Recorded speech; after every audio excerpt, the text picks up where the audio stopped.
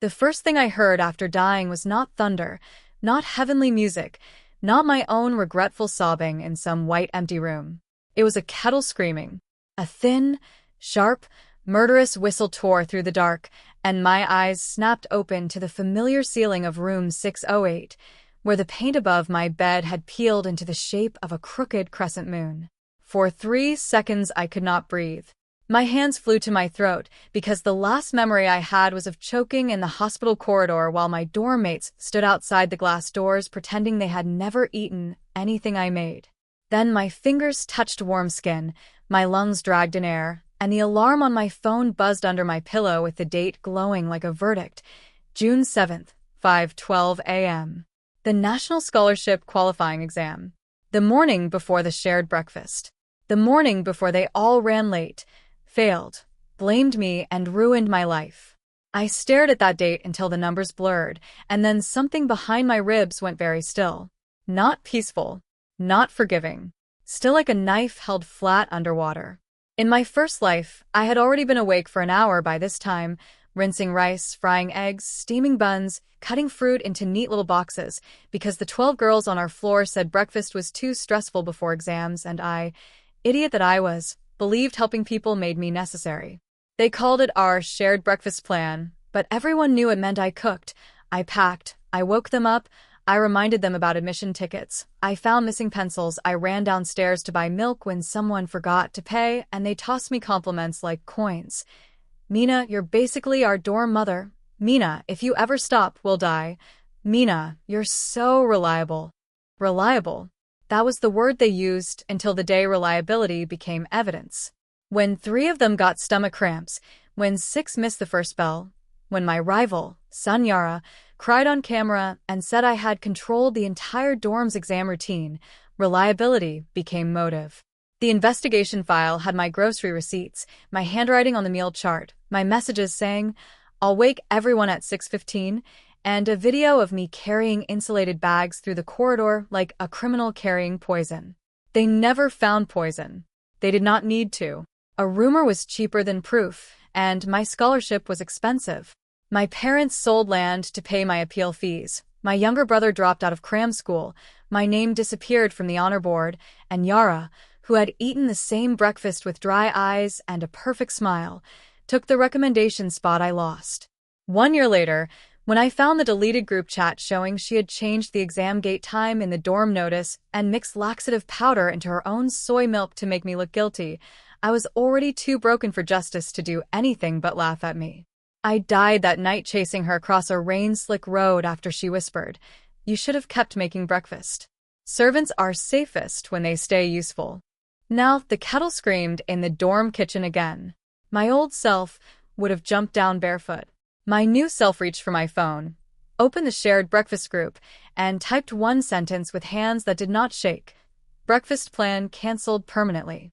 Please prepare yourselves. For a while, nothing happened. That was the beautiful part. The message sat there, blue bubble in a gray pre-dawn room, and not one of them reacted because not one of them was awake.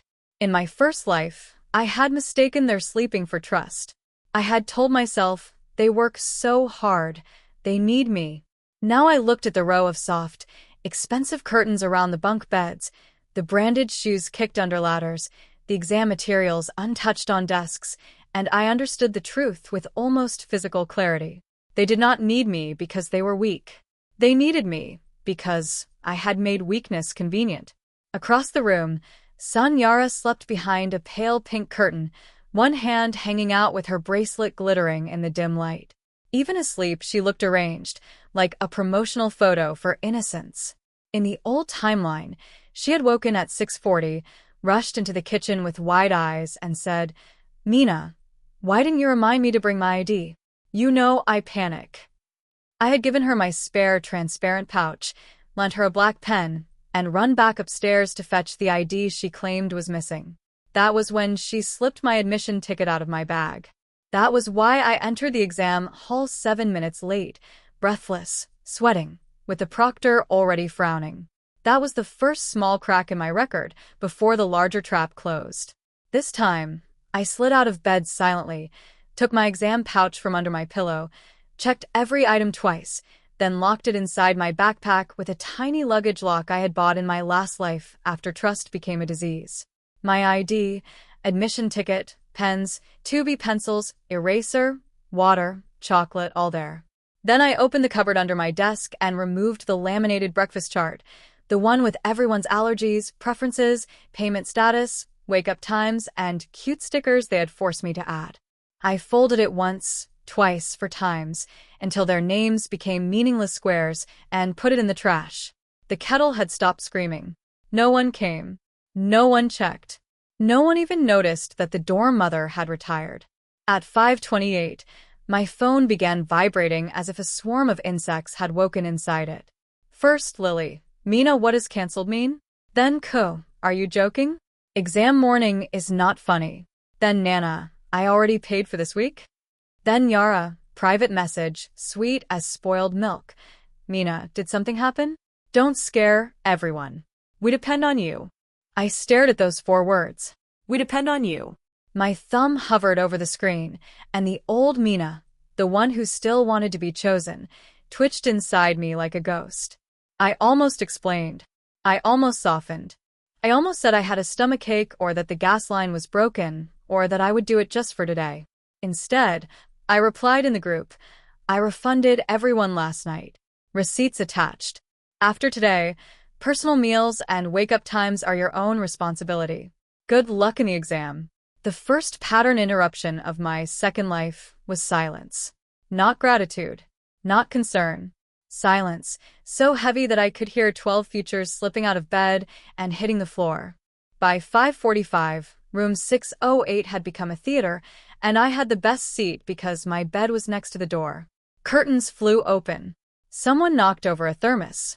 Someone screamed that her hair straightener was missing, as if the exam committee would grade her bangs. Ko, who had once called herself naturally disciplined, stood in the middle of the room wearing one sock and holding an empty lunchbox, blinking like civilization had ended. Lily crawled under her desk searching for the lucky pen I had always placed on her keyboard before major exams. Nana opened her wardrobe, discovered she had never ironed her uniform shirt, and turned to me with a face already forming the shape of blame. Mina, why would you cancel today of all days? She demanded. In my first life, accusation had made me explain myself until I sounded guilty. This time, I tied my shoelaces. Because today is an exam day, I said. Exactly. Exactly, I repeated, and the calmness of my own voice surprised even me. So, I'm taking care of my exam. The room went so quiet that the hallway laughter outside sounded fake. Then Yara opened her curtain. She did not stumble like the others. She stepped down slowly, wearing the soft blue cardigan she used for photos when she wanted to look harmless. Her hair was already braided. Of course it was. Son Yara never depended on my breakfast. She depended on everyone believing she did.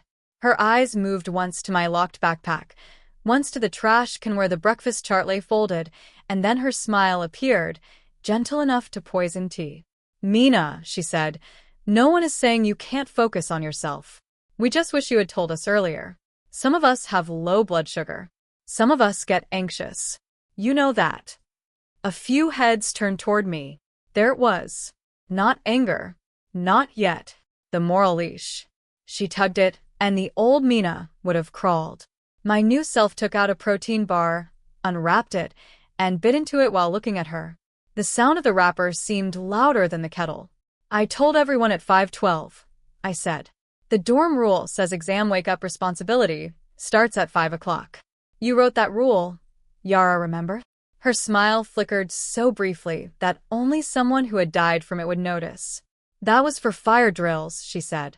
No, it was for exams, I said, opening the dorm handbook on my phone. Page 12. You edited the PDF last semester. Nana snatched her own phone, searched, and cursed under her breath. Ku's face tightened. Lily whispered, Wait, we were supposed to be up already? The second pattern interruption arrived before anyone could answer. A knock on the door. 3 sharp taps. Our floor monitor, Xiao Rui, stood outside in a tracksuit with a clipboard, her expression the same as in my first life when she had later testified that I controlled the dorm schedule. Only now her eyes moved past the chaos and landed on me, fully dressed, bag-packed, calm. "Mina," she said, confused. "You're ready?" I smiled. Yes. I canceled breakfast. Rue looked as if I had announced I was canceling gravity. Behind her, the corridor was waking badly. Doors opened.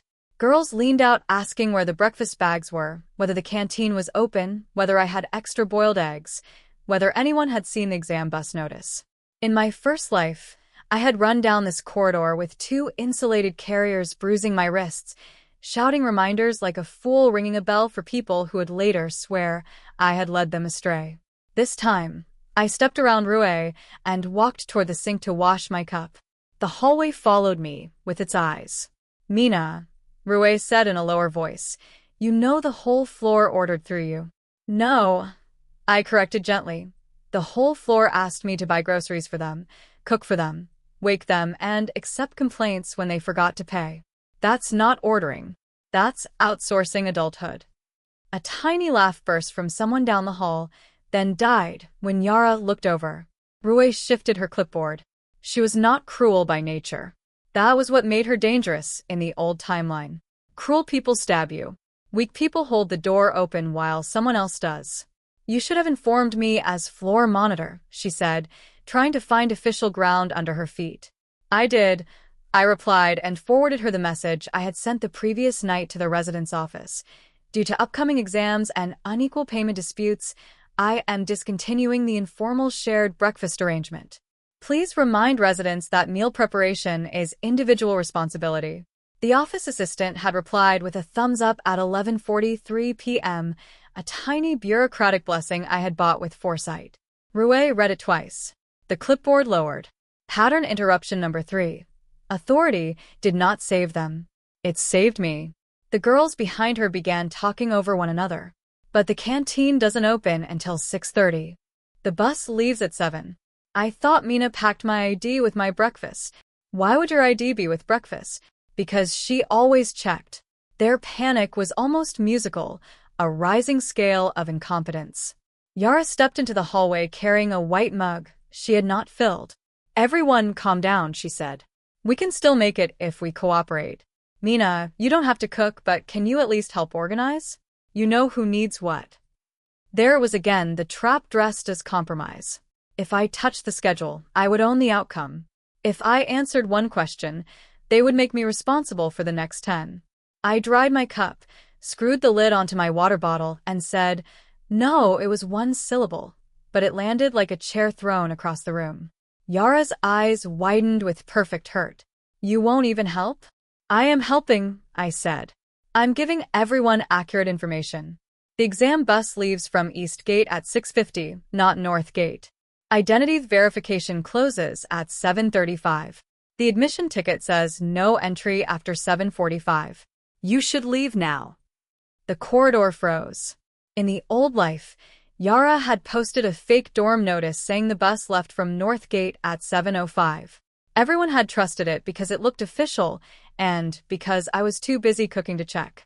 This time, I had checked at midnight and taken screenshots. The girls stared at their phones, then at Yara, because she was the one who had shared the North Gate reminder in the group at 10:02 p.m. Her fingers tightened around the empty mug.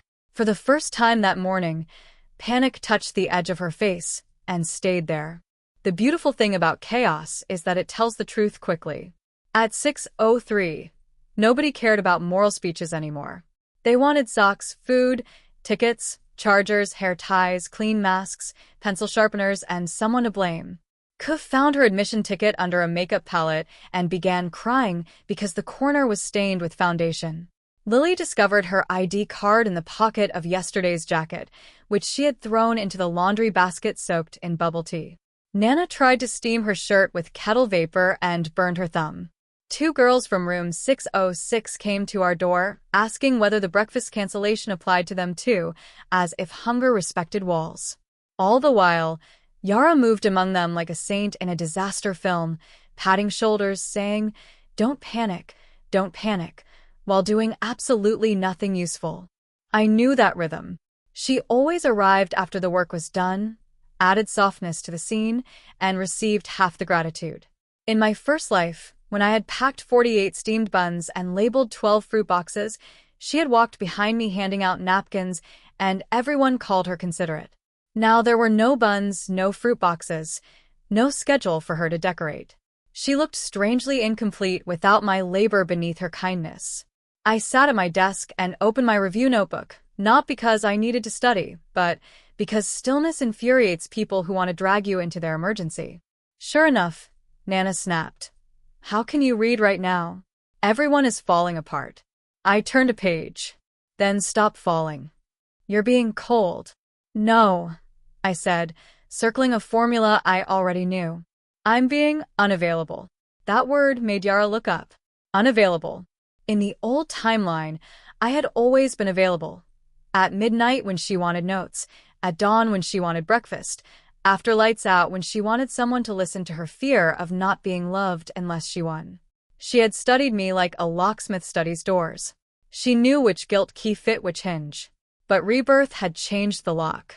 At 6:11, my phone rang. It was my mother. My chest tightened, because in my first life I had ignored her call while packing breakfast and later called back only to cry about the accusation. Now I answered. Mina, are you awake? She asked, voice thick with worry. I'm awake. I'm ready. There was a pause, then relief so soft it hurt. Good. Eat something warm. I glanced at the dorm, where Lily was shaking her wet ID card in front of a fan, and Ko was trying to borrow my spare pencils with her eyes. I lied kindly. I'll call after the exam. My mother exhaled. Don't take care of everyone today. Take care of yourself. In my first life, she had said the same thing, and I had laughed. This time, the sentence went through me like a blessing arriving late, but not too late. I looked up and found Yara watching me. She had heard. Her expression changed, just a fraction, from wounded innocence to calculation. A predator noticing the fence. At 6:18, Yara made her first direct move. She came to my desk holding a small glass bottle of milk, unopened, with the label facing outward like an advertisement for purity. Mina, she said softly enough that only the nearest girls could hear, I brought extra. Please drink something. Even if you're upset with us, don't go into the exam hungry. It was such a perfect performance that my skin went cold. In the first life, she had offered me that exact bottle after I ran upstairs for her fake, missing ID. I had refused because I was rushing, and later she drank from it herself, grimaced, and said it tasted strange. That bottle became rumor fuel. Maybe Mina put something in the milk, but forgot which one was hers. The hospital report showed no poison, only mild laxative reaction, but by then the internet had already renamed me Breakfast Witch. Now the bottle sat between us like a tiny glass coffin. Everyone saw her kindness. Everyone waited for my cruelty. I reached out, took the bottle, and smiled. Yara's pupils tightened. She expected refusal. Refusal could become guilt. Acceptance complicated the script. I twisted the cap, but did not drink. Instead, I turned the bottle slowly until I found the faint break in the safety ring. Already opened. Of course. I raised it toward the window, letting the gray morning light catch the uneven seal. That's thoughtful, I said. But why is it opened? The nearby girls leaned in. Yara's face did not change fast enough. Maybe from the store, she said. Then you should return it, I replied. Food safety matters on exam day. I placed the bottle on the common table, took a photo of the broken seal, and sent it into the group chat with a caption reminder. Do not consume open drinks from unknown handling before exam. Keep packaging for evidence if you feel unwell. The room exploded. Unknown handling? Nana repeated, suddenly suspicious of the kettle vapor she had been using. Ka stepped away from the bottle. Lily whispered, Yara, where did you get it? Yara laughed once. Too airy. From downstairs. I was trying to help. Then drink it, I said. Pattern interruption number 4. The saint was asked to swallow her miracle. She looked at me. I looked back. For 1 second the whole dorm disappeared, and we were again on that rain-slick road, her mouth near my ear, her confession hot with victory. Servants are safest when they stay useful. Then Rue, still hovering near the doorway, said, "Don't drink it." Mina's right. If the seal is broken, throw it out. Yara's smile returned, smaller. "Of course," she said, and dropped the bottle into the trash with a hand that trembled just enough for me to enjoy. But she was not finished. Yara never relied on one trap. That was why she had beaten me before. As the others rushed to pack, she moved casually toward my bed. Not my desk, not my bag. My pillow, where, in the old timeline, I had kept my admission ticket before she stole it. Her fingers brushed the blanket, searching memory. They found nothing. I clicked the lock on my backpack just loud enough for her to hear. At 6:27, I left the room. That sounds simple. It was not.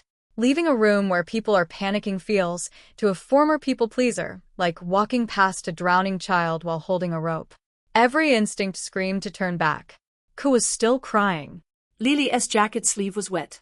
Nana had wrapped tissue around her thumb. Rue was calling the residence office because half the floor now claimed they had never been told about the East Gate bus.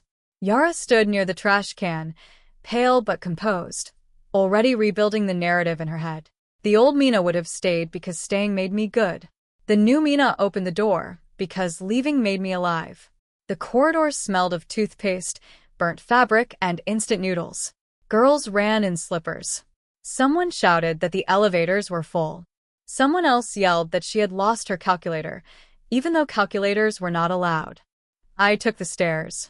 On the 5th floor landing, I paused because the window overlooked the courtyard where the breakfast vendors were just setting up, steam rising from metal baskets into the blue-gray morning. In another life, I had dragged sacks of buns from that courtyard while the sky was still dark. The vendor Annie had called me Little Ox because I carried too much and never complained. Today she looked up, recognized me without the bags, and waved. I waved back, lighter than I had ever felt, then continued down. At the ground floor, the first twist I had prepared was waiting. Beside the exit stood Assistant Warden Chen, a severe woman with short hair and glasses, holding a printed notice. She had ignored me in the old timeline when I begged her to confirm the official bus time, saying, "Dorm disputes should be solved privately." This time, I had emailed her before dawn with screenshots of conflicting gate notices and the broken seal milk photo. People like Chun did not move for feelings. They moved for liability. She stepped into the path of the rushing students and said, "All scholarship exam candidates, line up for identity check before boarding. East Gate only. If your group chat says North Gate, that information is false." The word false spread faster than hunger. Heads turned. Phones lifted. Screenshots appeared. And there it was, glowing on dozens of devices. Sun Yara's message from last night, forwarded from Student Affairs Reminder, with the wrong gate and wrong departure time. In the old life, I had been too busy cooking to question it. This life, my cancellation did not create chaos. It uncovered a lie already waiting inside it. Yara came down the stairs at 6:34, cardigan button wrong, innocence repaired but not polished. She saw Chun, saw the notice, saw every phone showing her message, and stopped 3 steps from the bottom. A lesser actress would have panicked. Yara widened her eyes and whispered, "Oh no, did I forward the fake one? I'm so sorry." I trusted a screenshot from another class. It was good. Not perfect. Good enough for ordinary people. But I had not been reborn to fight ordinary people. I stepped beside Chun and said, "Which class sent it?" Yara blinked. "What?" "The screenshot." "Which class?" The courtyard noise thinned. Chun looked at her over the top of her glasses. Yara's mouth opened. For the first time that morning, no prepared sentence came out. She recovered because snakes do not forget how to move just because the ground changes. "I don't remember," Yara said, touching her forehead. "It was late. I was reviewing." "Mina, why are you interrogating me?" "Everyone can see I made a mistake." A few girls softened. Mistake is such a convenient word. It turns a hand into weather. But mistakes leave mess, and Yara hated mess. I opened my phone and displayed the metadata screenshot I had taken at midnight. The image you forwarded was created at 9:58 p.m. on your phone model. It wasn't forwarded from another class. You cropped it from the real notice and changed north for east, 7:05 for 6:50. I did not say this loudly. I did not need to. Quiet facts make louder wounds. Chun took my phone. Rue sucked in a breath. Lily whispered something that sounded like a prayer. Yara stared at the screen, and for half a second I saw the real girl under the cardigan, furious, humiliated, calculating how much damage she could still transfer onto me. Then she laughed, brittle but pretty. Mina, why would I do that?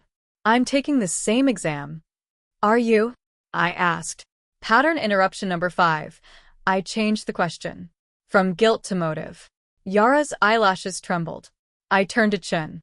Assistant Warden, could you confirm the candidate lists? Room 608 has 2 exam categories today. Standard scholarship candidates must arrive by 7:35. Special recommendation interview candidates report at 8:20 in Building C. Sun Yara is in the recommendation category. She does not need the East Gate bus. This was the fact that had killed me slowly in the first life. Yara had not been risking her own exam by sending the wrong gate notice. She had already secured a separate interview time through her aunt in the admissions office. The written exam was only for the rest of us. She had performed panic in the morning, ridden with us halfway, then claimed illness and gone to her later interview while we were delayed. My lateness, the stomach cramp rumor, the chaos, all of it weakened our floor's written scores and made her stable performance under pressure shine brighter. Chun flipped through her clipboard.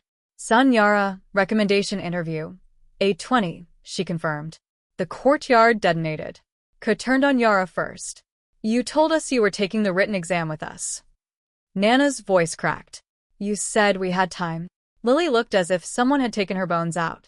Yara's face reddened, but tears rose instantly. Obedient soldiers. I didn't want special treatment to make everyone uncomfortable, she said. I was embarrassed. You were embarrassed, I repeated. So you changed the bus gate? The tears hesitated. Chen's voice cut through. Enough. Candidates boarding now. Sun Yara, you will remain for statement. Yara's head snapped up. But my interview will be informed of a conduct review, Chen said. If you are cleared, you may proceed. Cleared. The words settled on her like dust on a white dress. I boarded the bus at 6:43. That number mattered. In my first life, I had reached the North Gate at 7:02 with 12 breakfast bags, found no bus, sprinted across campus with girls sobbing behind me, and arrived at verification at 7:46, 1 minute after the absolute cutoff. They made an exception because too many candidates were late, but the delay put us in the side hall, under different proctors, with no extra time to calm down. The exam began inside my skull as a siren. I made careless mistakes. Others did too. Yara later said, Mina was the one leading everyone. We followed her because she insisted. Today I sat by the window with my backpack on my lap and watched the dorm appear behind the glass like a stage after the main character exits. Ko ran onto the bus at the last second, hair uncombed, face blotchy. Lily came next, clutching her damp ID in a plastic sleeve.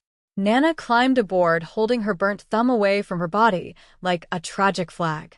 Behind them, girls from other rooms stumbled in without breakfast, without dignity, without the fantasy that someone else's competence belonged to them. They did not look at me at first.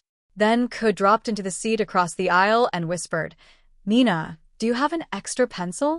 The question hung there, small and enormous. I had 6 pencils. In the old life, I would have handed her one before she finished asking. This time, I opened my pouch, counted my pencils, and gave her one. Her face flooded with relief so quickly that I almost hated her less. Thank you, she said. I'll return. Keep it, I said. But understand something. This is a pencil, not responsibility. Don't confuse the two again. She flinched. Good. Some lessons should sting. Lily leaned forward, eyes red. Did you really refund everyone? Yes. Even the people who still owed you? No, I said. I refunded the people who paid. I sent invoices to the people who didn't. Nana made a strangled sound. Invoices. I turned to the window. Itemize. Another pattern interruption. Kindness now came with receipts. The bus pulled away at 6:50 exactly. We passed the north gate at 6:56. It was empty. In the old life, that emptiness had swallowed us. Today, seeing it from the right bus, on time, felt like watching a grave from the safety of a bridge. My phone buzzed. Unknown number. I answered because I already knew the voice. Mina. Yara. Soft, breathless, alone. You planned this. I looked at the road ahead. No.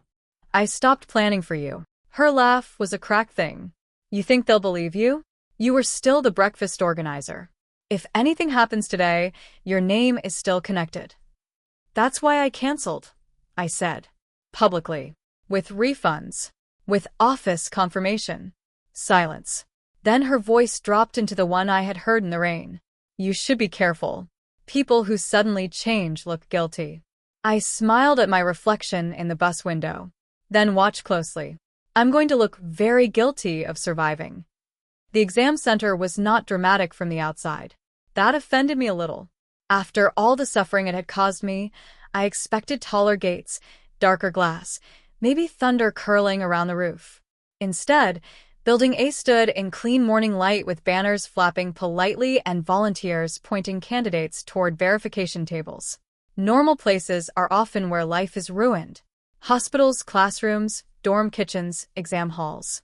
No villain music, no warning, just fluorescent lights and forms. I arrived at 7:07, 28 minutes before verification closed. My hands stayed steady as I presented my ID. The proctor scanned my admission ticket, glanced at my face, and nodded. That nod nearly broke me. In my first life, the proctor's first look at me had been irritation, then suspicion, then pity when my name later circulated. Today I was merely a candidate. Ordinary. On time. Unaccused. I walked into Hall 3, found seat 18, and placed my pencils in a neat row. Around me, other students flipped notes, chewed gum, prayed silently. Ku entered at 7:24 and sat 2 rows ahead, still pale but admitted. Lily slipped in at 7:29, eyes shining with the relief of someone who had escaped a trap she did not yet fully understand. Nana barely made it at 7:33 and looked at me as if my cancellation had personally aged her. Maybe it had. Good. At 7:36, the doors closed. Outside, hurried footsteps echoed, then faded. Inside, the invigilator began reading rules. My mind should have been full of formulas, essay structures, historical dates, and multiple-choice traps. Instead, for one sharp second, I remembered the hospital corridor. My father's hands shaking as he signed a statement saying he believed his daughter had never harmed anyone. My mother sitting with my school uniform in her lap because she had brought it for the disciplinary hearing, pressing the blazer like warmth could return honor to cloth. My younger brother refusing to look at me because classmates had sent him memes calling me poison chef. I remembered myself outside Yara's apartment a year later, holding the printed chat logs, asking why she had done it. She had looked bored. Because you made it easy, she said. The invigilator's voice snapped me back. Begin. I opened the paper. Pattern interruption number 6. Revenge became quiet. No shouting, no slapping, no public collapse. Just a girl who had died, once lowering her head and answering question 1 correctly. The first section was easier than memory had made it, which taught me something embarrassing about trauma. It magnifies the monster after it bites you. In the old life, I had sat in the side hall with my stomach hollow, wrists aching from carrying breakfast bags, ears full of whispers, and the words on the page had crawled like ants. Today the questions stayed still. I moved through them with a calm that felt almost borrowed. When a logic problem about train departure times appeared, I nearly laughed. The answer was 6:50. Of course it was. The universe is petty when it thinks it is poetic. Around me, the dorm girls struggled.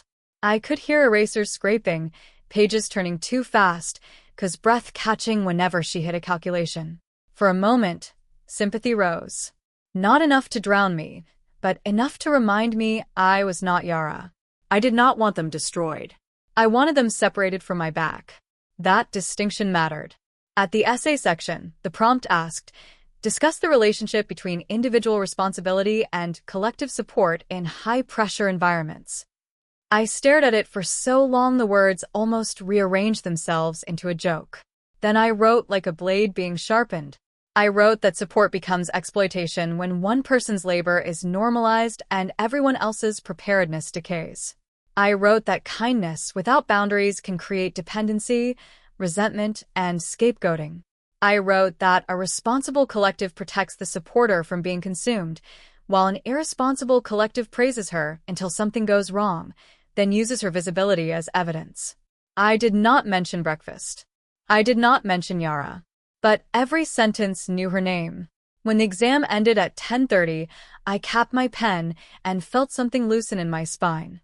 Outside the hall, the candidates spilled into sunlight, comparing answers with the frantic cruelty of students who want reassurance, but deliver punishment. What did you get for the train problem? Was the essay asking for policy or ethics? Did you mention dorm management? Ko turned toward me, then stopped herself. She wanted answers. Of course she did. Instead, she said, Mina, about this morning, Nana interrupted, don't start acting pitiful. She planned to humiliate us. There it was, the familiar old path, blame searching for my footprints. Before I could answer, Lily spoke. Small voice, surprising steel. No. Yara gave the wrong gate. Mina gave the right one. Nana glared. Because Mina wanted to look right. Lily lifted her damp ID card. I almost missed verification because I put my own ID in laundry. That part is mine. The sentence landed like a cup placed carefully on a table. Not heroic. Not dramatic. But different. In my first life, none of them had owned even a crumb of responsibility. This life, one girl did. That was enough to change the air. I looked at Lily and nodded once. She looked away, embarrassed, but she stood straighter. Yara did not appear after the exam. That was how I knew the conduct review had teeth. In the old timeline, she had met us outside with a pale face and a blanket around her shoulders, already transformed into a victim by the rumor of poisoned milk. Today there was no blanket, no ambulance, no tearful interview in front of Building A. Just a message from the residence office sent to the entire floor at 10:47. Candidates are reminded that falsifying official exam logistics, distributing open food or drink, and coordinating unapproved services may result in disciplinary investigation. Please submit relevant screenshots by 1800 hours. I read it twice, then took a screenshot because Second Lives should also keep evidence. My phone immediately filled with private messages. Ko. I didn't know Yara had a different exam. Nana. You shouldn't have made it public though. Rue. Please send me the email you sent Chin. Lily. I'm sorry for depending on you so much. Then, buried among them, my father. How was the exam? I typed on time. It went well. His reply came faster than expected. Good girl. Eat lunch. 2 ordinary sentences. I had to sit on a low wall outside the exam building because my legs suddenly forgot they belonged to me. In my first life, after the exam, I had called home sobbing, not because of the questions, but because the girls had already begun whispering that my breakfast tasted strange. My father had said, "We will explain," still believing explanations could beat a story that satisfied people's appetite for scandal. Today there was no scandal attached to me. There was only hunger, lateness, and a missing saint with a falsified notice. I went to the canteen alone. I bought congee, a boiled egg, and soy milk with an intact seal. The vendor pressed an extra sesame bun into my hand. You're not buying for the whole army today? She asked. I shook my head. Retired. She laughed. Good. Little ox should grow horns. I sat by the window and ate slowly, tasting each thing as if food had returned from exile. Halfway through, Rue slid into the chair opposite me without asking. Her face was gray with stress. Chun wants statements, she said. Yara says you've been resentful about breakfast fees and you manipulated everyone into turning against her. I dipped the spoon into my congee. Did she explain the fake notice? She says she was testing if anyone actually checked official channels. I almost admired the audacity. Almost. And the open milk? She says the seal broke in her bag. And her separate interview? Rue looked down. She says she didn't tell us because she feared jealousy. Maybe she should fear evidence instead, I said, and slid a folder across the table. Rue stared at it. What is this? Payment records, unpaid balances, screenshots of Yara asking me to keep the breakfast plan running until the exam, metadata of the fake notice, and last night's cancellation email. Rue opened the folder with the expression of someone lifting the lid of a box that might contain either treasure or a snake. It contained both. The unpaid balances were more powerful than I expected. People think revenge is built from dramatic secrets, but often it is built from small numbers arranged in rows.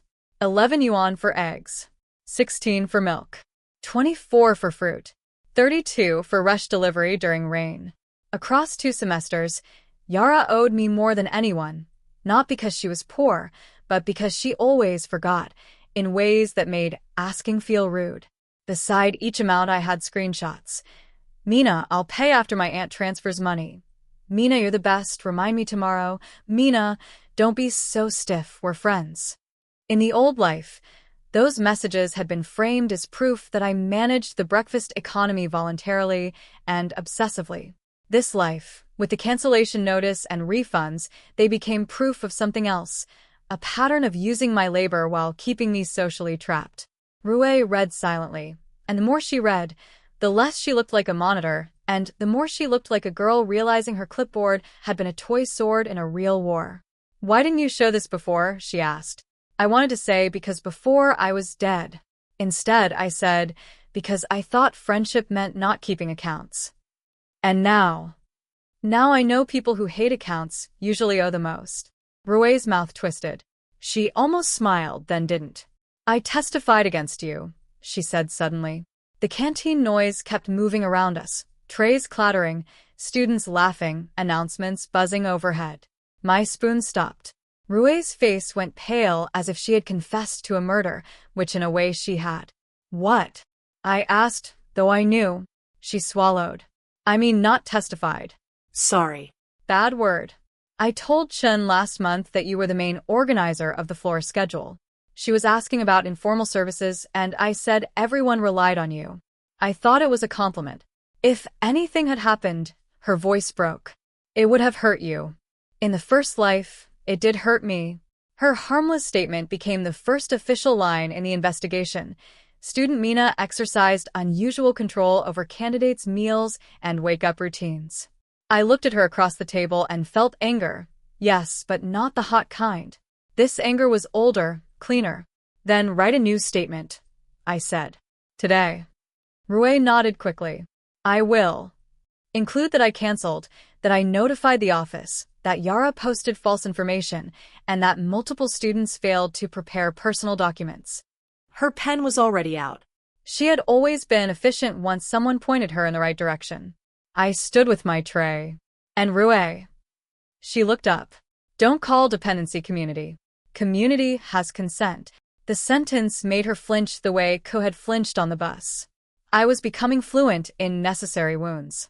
By noon, the campus rumor machine had found a new shape. It was not Mina poisoned breakfast. It was the breakfast girl quit, and the dorm fell apart in 40 minutes. That version was embarrassing, but embarrassment is survivable. Scandal is not. I watched it spread through screenshots, voice notes, and exaggerated retellings while sitting under a ginkgo tree with my review notes for the afternoon interview section. Yes, I had an afternoon section too, one I had missed in my first life because the hospital inquiry and dorm statements swallowed the day.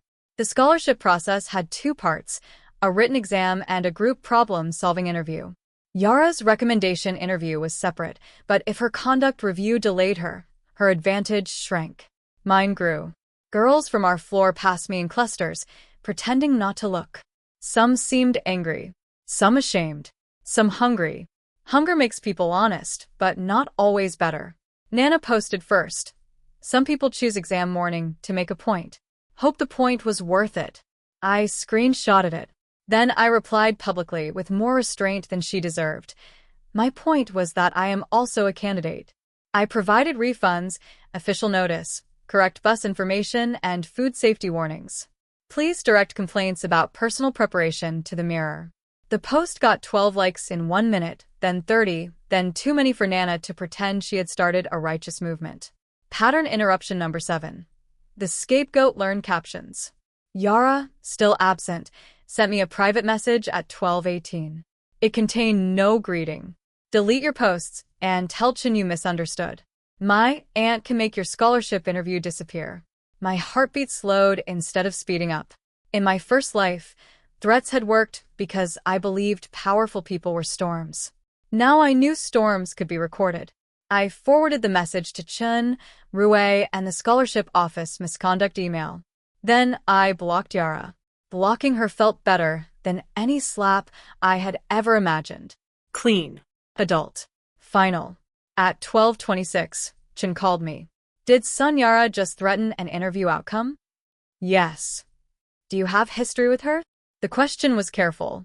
Institutions love history because it can be used to dilute a present act. We share a dorm, I said. She owes me breakfast fees. She posted false logistics. She offered me an open drink. She threatened my scholarship. That is the relevant history. Chun was silent for half a breath. Come to Building D at 1310. The scholarship office wants your statement before group interviews.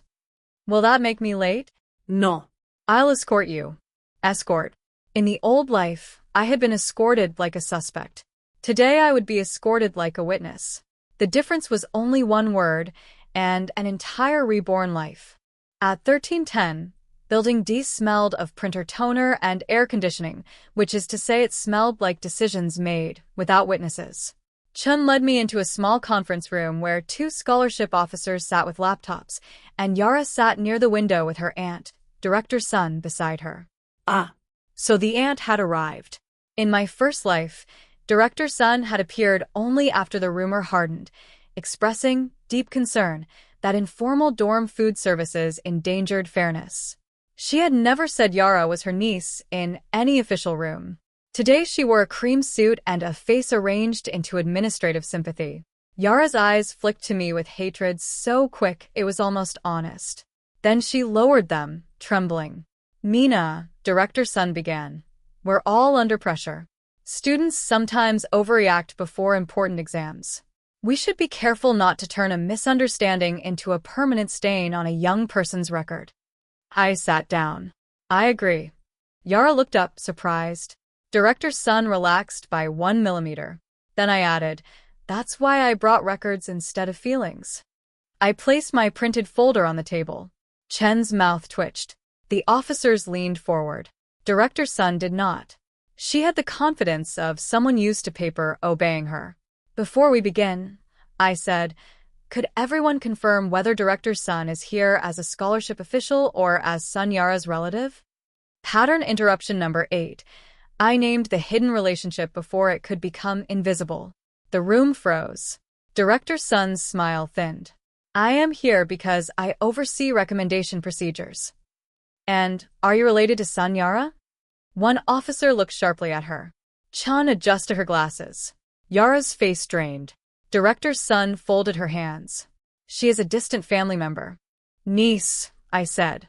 Your sister's daughter. She mentioned you when threatening my interview at 12:18. I handed over the printed message. The officer on the left read it, then passed it to the other. Director Sun's expression changed from cream suit sympathy to something harder, older, and far less polished. Students say emotional things, she said. Directors should not excuse them in rooms where they have undisclosed conflicts, I replied. It was bold. Too bold for the old Mina. Perfectly sized for the new one. The second officer closed his laptop halfway.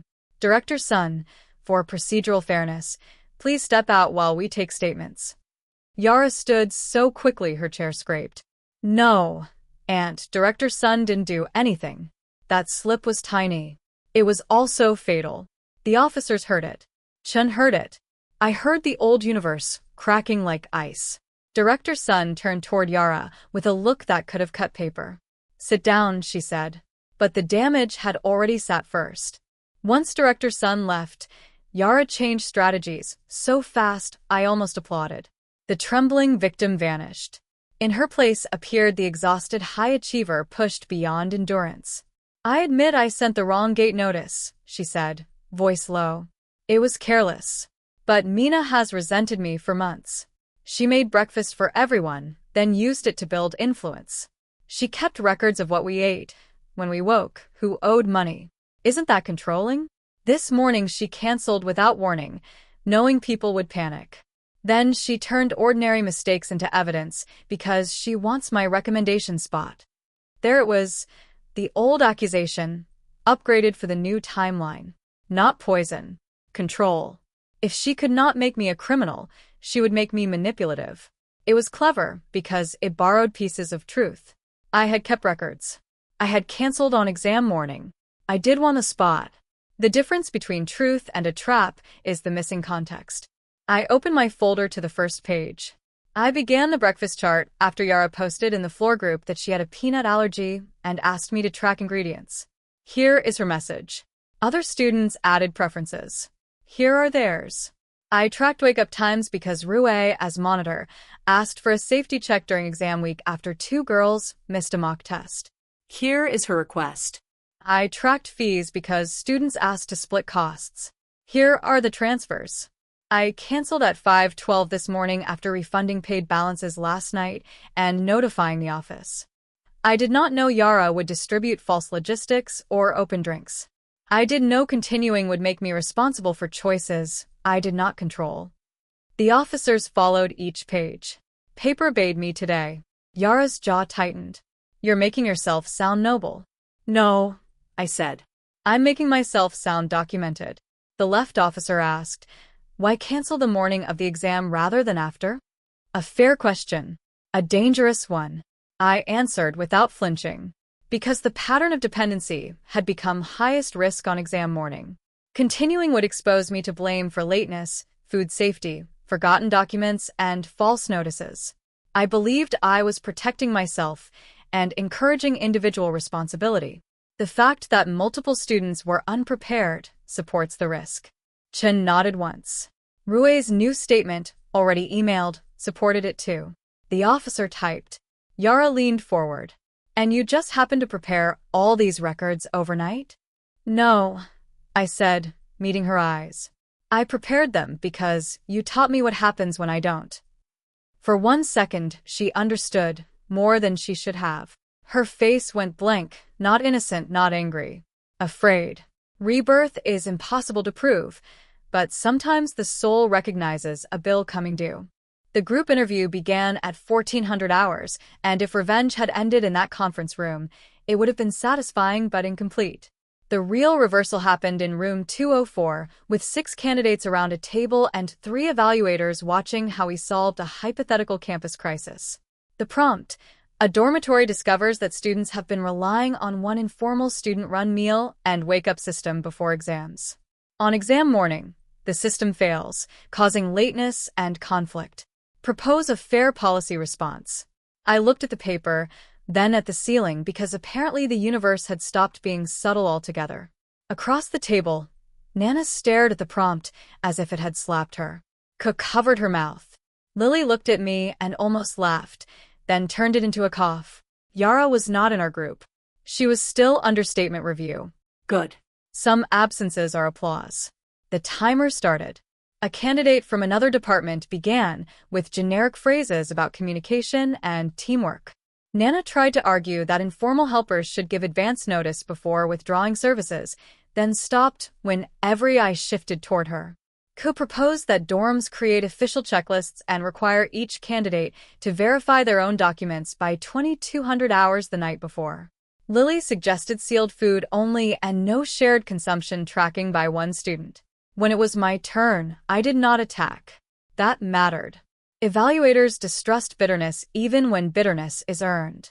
I said, the policy should distinguish support from dependency. Informal peer help can be allowed, but not when one student becomes responsible for essential exam readiness.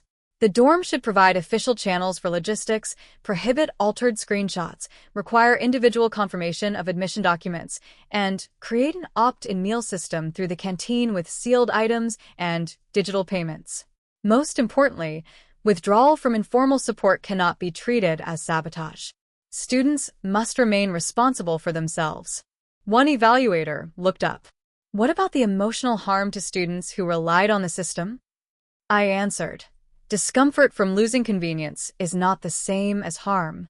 But sudden changes can reveal poor institutional design, so the response should support students without punishing the person who stopped providing unpaid labor. The room went quiet in the best possible way. Not shocked. Listening.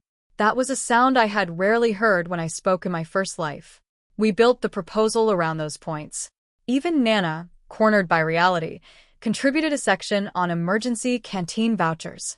Keskiviikko handled verification timelines. Lily designed a peer reminder template that required each student to reply with personal confirmation instead of relying on a single organizer. By the end, the evaluators were nodding. I saw one right. Clear distinction between care and accountability. In my first life, my name had been attached to control. Today, I turn the same facts into policy intelligence. Pattern interruption number 9. The wound became the answer key. When I returned to the dorm at 1720, room 608 looked smaller than it had in the morning, as if chaos had inflated it and embarrassment had let the air out. The common table was bare except for the broken seal milk bottle, now sealed inside an evidence bag Chen had apparently sent someone to collect. My folded breakfast chart was gone from the trash. For one foolish second, I thought someone had rescued it out of sentiment. Then I saw it pinned to the corkboard with a note in Nana's handwriting. Since Mina quit, everyone sign up for new breakfast duties. My name was written at the top under supervisor. I stood there, reading it. A laugh rose in me. So suddenly, I had to cover my mouth. Not because it was funny. Because some people can watch a bridge burn and immediately ask the ashes for directions. Nana emerged from the bathroom with wet hair and a defensive face. We need a system, she said. Nobody is saying you have to cook. Just supervise. You're good at it. Ko, sitting on her bed, looked horrified but said nothing. Lily whispered, Nana, don't. Nana ignored her. This morning was a disaster because there was no transition plan. If you had just... I walked to the corkboard, removed the chart, and tore it in half. Not dramatically. Cleanly. Once down the middle. Then I tore it again. The sound filled the room. There, I said. Transition complete. Nana's mouth opened. You can't just destroy shared property. It was my chart.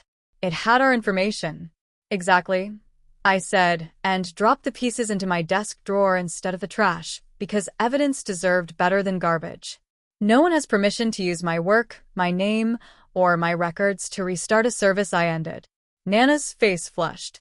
You think you're better than us because you got there on time? No, I said. I think I got there on time because I stopped acting like your backup brain. Ka made a small sound, almost a laugh, then looked down.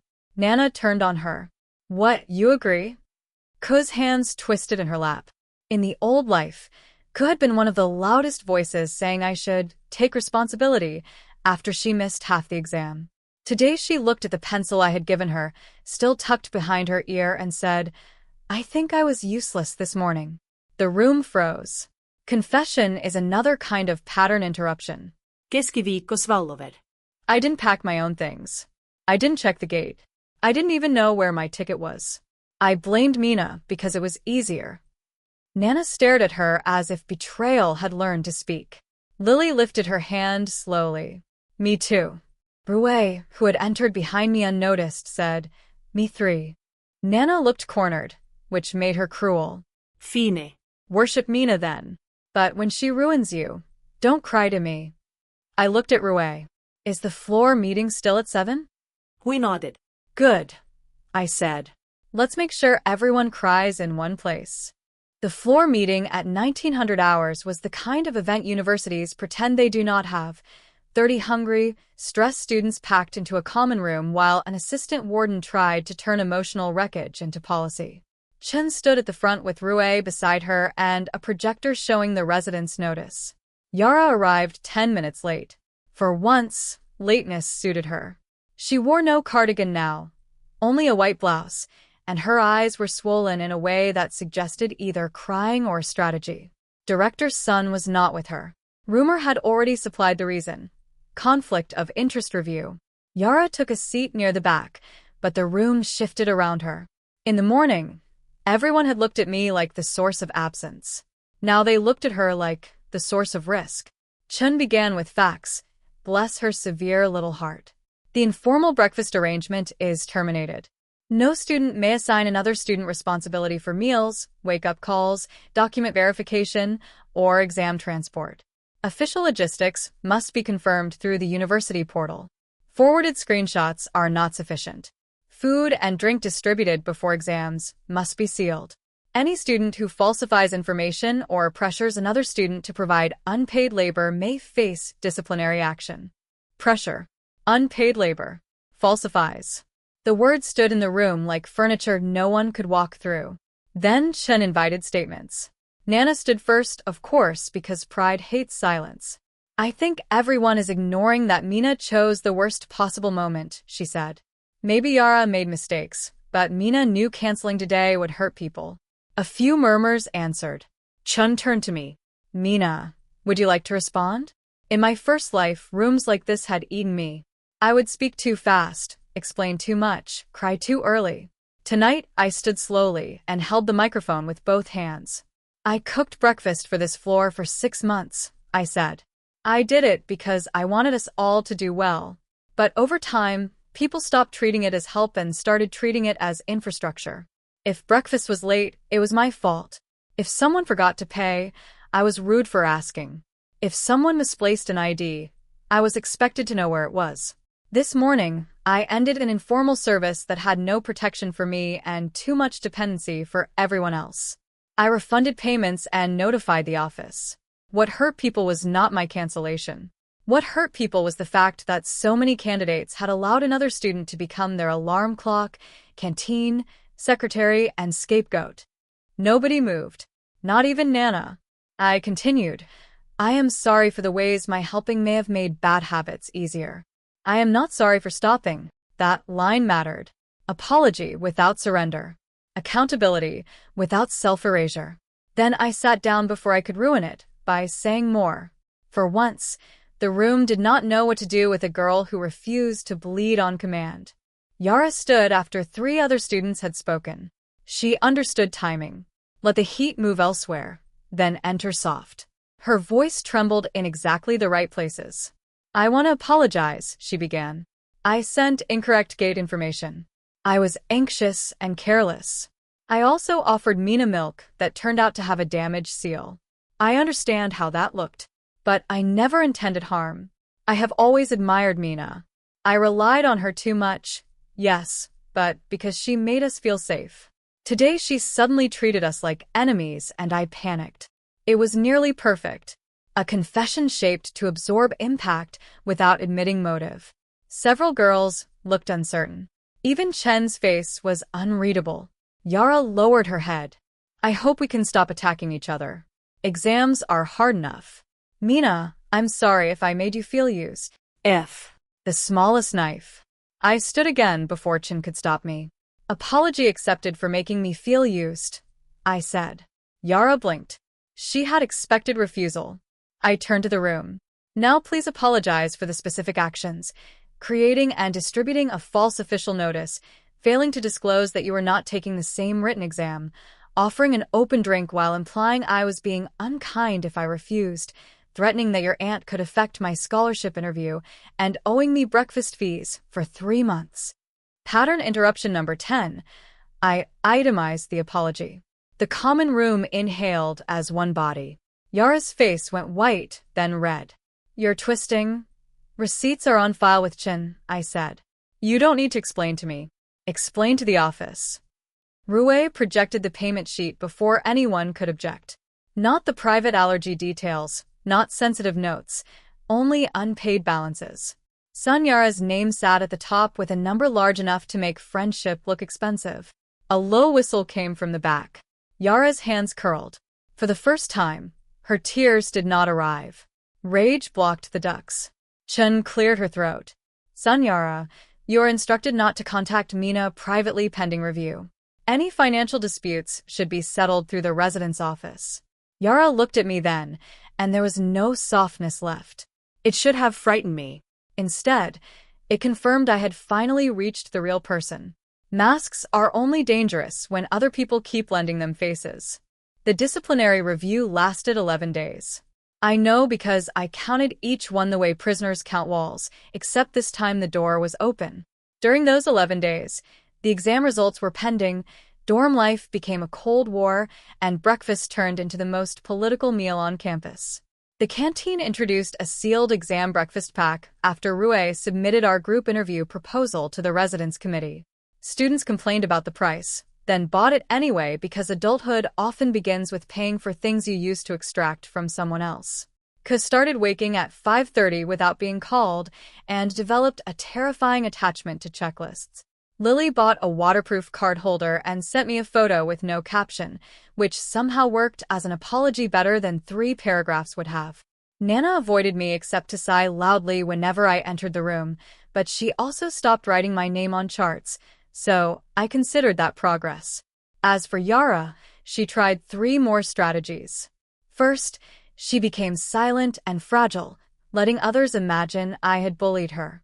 When that failed because Chen's notice had too many verbs attached to her actions, she became academically focused, posting photos of late-night study sessions with captions about perseverance.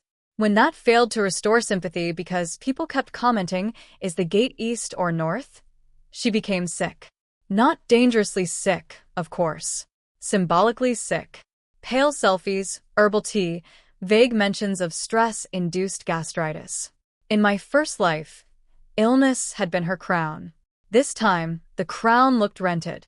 I did not respond. That was the hardest revenge, not feeding the machine. Instead, I studied, attended interviews, and collected myself piece by piece. I also did something the old Mina would never have dared. I filed a formal request to be removed from room 608 after exams, citing retaliation risk and documented financial disputes. The residence office approved it in 3 days. When the notice came, Nana muttered, "Running away?" I folded my acceptance letter and placed it in my folder. Graduating from unpaid management. Kus smiled into her textbook. Lily coughed to hide hers. Yara, lying on her bed with a lavender eye mask, said nothing. But later that night, when she thought I was asleep, I heard her whispering on the phone. "I don't care what it costs." Find out how she knew. My eyes opened in the dark. There it was. The question under every revenge story. How did the victim know to move before the knife fell? I almost laughed. Let her wonder. Wonder is a room with no door. On the 12th day, the scholarship results were posted at 10 a.m.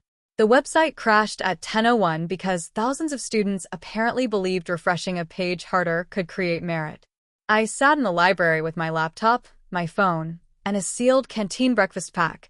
Egg, bun, milk, fruit, all labeled by the university, all nobody's emotional debt. Kus sat 2 tables away, pretending not to wait with me. Lily was near the window, holding her waterproof ID holder like a talisman. Nana had gone to a cafe with girls from another floor, loudly declaring that results did not define her. Yara sat across the room in a white dress, looking serene enough to appear in a brochure titled Forgiveness. At 10:08, the page loaded. My hands did not shake until after I saw my name. First class scholarship qualification, Mina Shen. Written exam rank, 3 group interview rank, 1 overall rank. 2 For a moment, the library became soundless. Not quiet. Removed. As if the world had stepped outside to let me read. Then Ku gasped from 2 tables away. Lily clapped both hands over her mouth. My phone lit with my father's call before I had even taken a screenshot, because parents somehow refresh faster than servers when hope is involved. I answered, and he did not say hello. He said, "Second." Mina, second. My mother was crying in the background. In my first life, my rank had been under review, then disqualified, then nothing. Today it was a number nobody could rumor away. I looked across the library. Yara's page had loaded too. I knew because her serenity broke from the corners inward. Her name was not on the qualification list. Not even pending. Removed due to conduct review, someone whispered behind me, already reading the supplemental notice. She stood abruptly, chair legs screaming against the floor. Every face turned. She looked at me with such naked hatred that even the students who knew nothing understood there was a story. Then she smiled. That was worse. She walked over slowly, stopping at my table like we were old friends meeting after a misunderstanding. "Congratulations," she said. "You finally got what you wanted." I ended my call gently, told my parents I would phone back, and looked up. "No," I said. "I got what I earned." Her smile hardened. "You think this is over because of one list?" "No," I said. "I think it's documented because of one list." Keskiviikko snorter. Lily choked on air. Yara's eyes flicked toward them, then back to me. "Enjoy the applause while it lasts. People get tired of girls who act righteous." I packed my laptop slowly. People got tired of girls who act helpless faster than you expected. The final confrontation did not happen in the dorm, or the office, or under rain. It happened in the canteen, which was appropriate because every empire should collapse where it once collected tribute. 2 days after results, the residence office held a small policy meeting with student representatives to discuss replacing informal exam week support systems. I attended because my group interview proposal had been forwarded. Rue attended as floor monitor. Chan attended with a folder thick enough to make everyone sit straighter. Yara attended because she had appealed her conduct penalty and claimed the policy discussion affected her case. Director Sun did not attend because she had been temporarily removed from scholarship procedures pending review, a sentence so bureaucratic and delicious I wanted it printed on a cake. The meeting began with normal agenda items: canteen capacity, pre-order deadlines, emergency alarms, document checklists. Then Yara raised her hand. "I support official systems," she said, voice calm, "but I worry that this new policy is being built around one student's personal conflict. Mina is being praised for abandoning others. What message does that send? That strong students should stop helping weaker ones." Several representatives nodded, because the sentence sounded compassionate if you did not know where the bodies were buried. Chun looked at me. She did not rescue me. Good. I no longer needed rescuing. I stood. Helping weaker students is not the issue. Hidden dependence is. If a student tutors someone, she is not responsible for that person's exam admission ticket. If she shares notes, she is not responsible for that person's alarm. If she cooks once, she is not permanently liable for everyone's digestion. A system that depends on one unpaid student and then condemns her for stopping is not kindness. It is risk disguised as gratitude. A representative from the law faculty leaned forward. "So, what protection do you propose for informal peer support?" "Written scope," I said. "Even in simple student groups. What is being offered, what is not, how payments work, how to withdraw, and what remains individual responsibility. Also, no academic or disciplinary inference should be drawn from someone declining unpaid support." The law representative nodded. Chun wrote it down. Yara's expression tightened because the room was moving away from emotion and toward structure, where she had less oxygen. She tried again. "That sounds cold. Friendship shouldn't need contracts." I turned to her. Friendship shouldn't need evidence bags either, but here we are. The room went dead silent. Then someone coughed. Rue looked at the table like she was trying not to smile. Yara stood. "You are cruel." "No," I said, tired now. Cruelty was letting people believe I poisoned them when you knew I didn't. Cruelty was threatening my interview through your aunt. Cruelty was making yourself look weak, so everyone else would carry the consequences of your choices. What I'm doing is naming the bill. Yara's face twisted. "You can't prove everything." "I don't need to prove everything," I said. "Only enough." That was the line that ended her appeal before Chin even spoke. Moving out of room 608 took 43 minutes. I had imagined it would feel grand, like leaving a battlefield with flags behind me, but mostly it involved socks, storage boxes, and discovering how much dust can gather behind a desk when you spend 6 months cooking for people instead of cleaning your own corner. Who helped carry my books without making a speech. Lily brought tape. Rue signed the transfer form. Nana stayed on her bed scrolling, pretending indifference with the dedication of a paid actress. Yara watched from behind her curtain, visible only by the shadow of her hand gripping the fabric. When I lifted my last box, a small packet fell from the side pocket of my old apron. I froze. It was a paper sleeve of herbal laxative powder, unopened, the brand from my first life. For a second the room tilted. Had she planted it now? Had it been there since before? Had the old timeline and new timeline touched in this tiny poisonous square? Ka saw my face and stepped closer. "What is that?" she asked. I did not touch it with bare hands.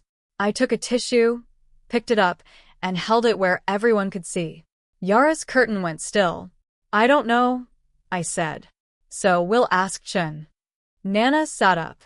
"Are you serious? Maybe it's yours from stomach issues." "Then Chun can record that," I said. Lily whispered. "It looks planted." Ku's voice hardened. "Because it is." Yara pulled her curtain aside at last. "You people are insane," she said. "Now every random thing is my fault."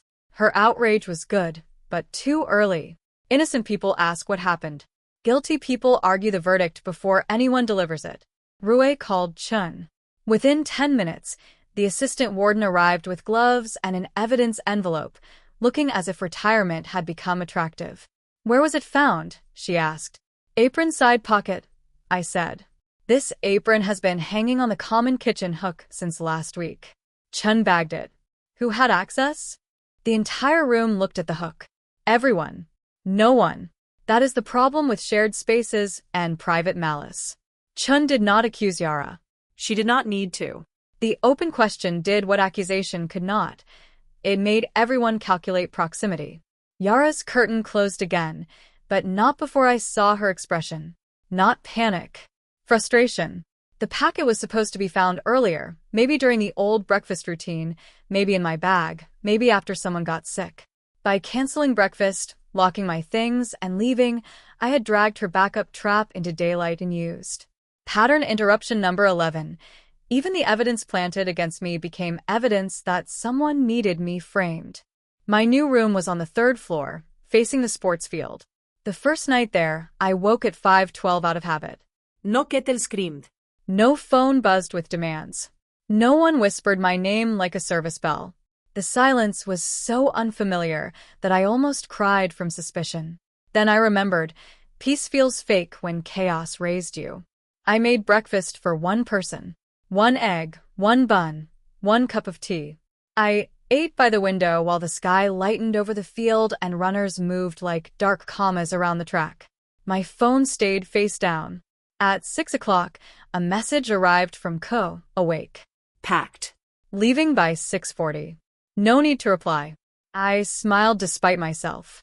At 6:05, Lily sent a photo of her ID, ticket, pencil case, and sealed milk arranged on her desk with the caption, "Adulting?" I replied with a thumbs up. At 6:12, Rue sent the new floor policy draft and asked if the wording voluntary peer assistance must include withdrawal rights sounded too legal. I wrote back, "Sounds protective." At 6:20, Nana posted in the floor group, "Canteen packs sold out. Anyone have spare?" No one answered for 3 minutes. Then Kerr replied, "You can buy buns at Westgate." Leave now. It was not cruel. It was accurate. Accuracy is often mistaken for cruelty by people who prefer rescue. As for Yara, her appeal failed. The recommendation was withdrawn, her conduct mark recorded, and director's son transferred out of scholarship oversight pending administrative adjustment, which is the university way of saying the rug had been pulled, but they would rather discuss the floor. Yara did not get expelled. Stories like mine rarely end with villains vanishing into legal darkness.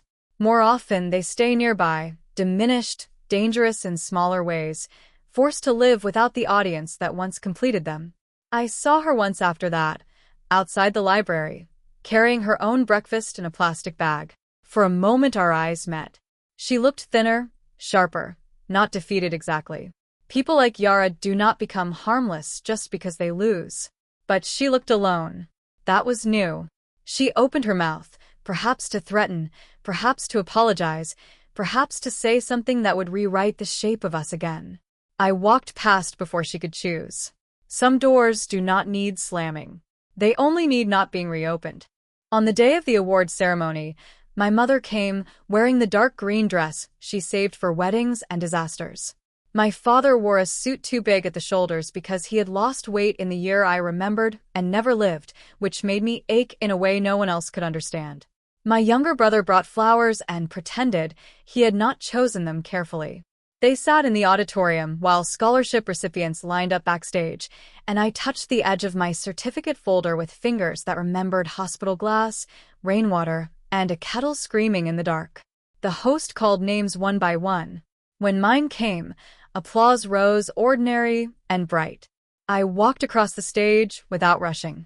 That was important. In my first life, every public walk after the accusation had felt like crossing a courtroom. Today I walked like someone whose name belonged to her again. The certificate was warm from the presenter's hands. Cameras flashed. Somewhere in the third row, my mother cried into a tissue while my father pretended not to. Afterward, students gathered for photos. Ka asked for one with me, awkwardly, and I said yes. Lily hugged me too quickly and ran away embarrassed. Rue handed me the finalized residence policy with my suggestions highlighted and said, "Community with consent, right?" I nodded. Nana walked past without speaking, but she did not glare. Progress comes in ugly little outfits sometimes. Near the exit, I saw Yara watching from under the balcony. She was not invited on stage. She should not have come, but of course she did. Some people attend your healing, hoping it will reopen the wound. She looked at my certificate, then at my family, then at me. Her expression held hate, envy, and something almost like grief. Not remorse. Grief for the version of the world where she always won. I could have walked over. I could have delivered a final speech sharp enough to draw blood. I could have asked whether servants were safest now. Instead, I turned away and joined my family for lunch. Pattern interruption number 12. I denied the villain the last scene. Months later, when people told the story, they made it funnier than it felt. They said, "Remember when Mina canceled breakfast and the entire 6th floor forgot how mornings worked?" They said, "Remember the fake Eastgate notice that exposed Sanyara?" They said, "Remember when the canteen made an official breakfast pack because one girl quit?" They turned it into campus legend, then orientation advice, then a meme printed on stickers. Pack your own ticket. Check your own gate. Thank your own Mina. I pretended to hate the sticker, but I kept one inside my notebook. Not because I wanted to be remembered as breakfast girl. Because legends are safer than rumors when you survive long enough to edit them. The scholarship took me to a research program the following semester. I moved into a single room, stopped waking before dawn unless I wanted to, and learned that helping one person with clear boundaries felt better than serving 12 without protection. Sometimes I still cooked too much. Trauma has muscle memory. I would make extra porridge, reach for another bowl, then stop. The first time I poured the extra away, I felt wasteful. The second time, free. The third time I made less. That was healing, not a grand transformation, just measuring rice correctly. I also kept records, but not out of fear alone.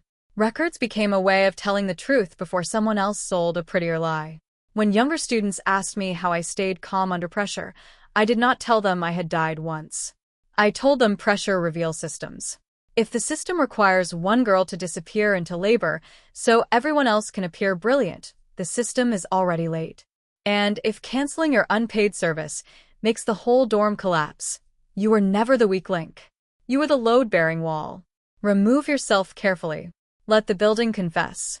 The morning before my final exam that year, I woke naturally at 6 o'clock. Rain tapped the window, soft and harmless. For a moment, half asleep, I thought I heard the old kettle screaming from room 608, that thin metal cry dragging me toward the kitchen, toward the bags, toward the version of myself who believed love had to be earned before sunrise.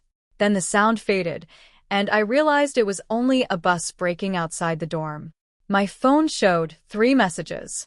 My mother, eat breakfast. My father, good luck. My brother, don't poison anyone, LOL. I laughed so hard tea almost came out of my nose, then sent him a sticker of a boiling pot with angry eyes. After breakfast, I walked to the exam center alone. East Gate was crowded, but not chaotic. Students carried sealed canteen packs, checked their own tickets, argued about formulas, complained about rain. Ordinary exam misery. Beautiful, democratic, self-owned. Near the gate, a first-year girl I barely knew stopped me. Senior Mina, she said. Is this the right bus for building A? I could have simply answered yes. Instead, I pointed to the official board. Check there. She looked, confirmed, and smiled. Thanks. Good, I said. Trust the source, not the nearest helpful girl. She laughed, not understanding the whole story, and boarded. I stood for a second under my umbrella, watching students climb into buses they had found themselves, carrying breakfasts they had bought themselves, late or on time by their own choices. In the old life, I had thought revenge would taste like Yara crying. Sometimes it did, a little. I am not holy. But the deeper taste was this. No one waiting for me to save them. No one sharpening my kindness into a weapon. No one holding my name over a pot. I did not stir. The bus doors opened. I stepped on with dry shoes, a full stomach, and my admission ticket locked safely in my bag. Behind me, the dorm bell rang 6:50. In another life, that sound had meant disaster. In this one, it meant departure.